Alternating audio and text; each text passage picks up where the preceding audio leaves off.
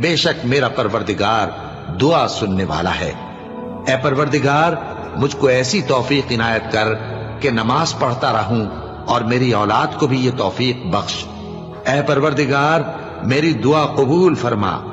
ए परवरदिगार, हिसाब किताब के दिन मेरी और मेरे माँ बाप की और मोमिनों की मगफिरत कीजिए।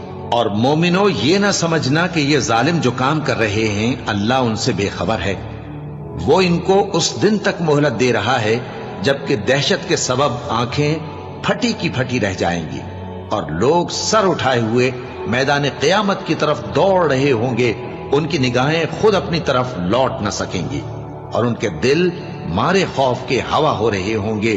और लोगों को उस दिन से आगाह कर दो जब उन पर अजाब आ जाएगा।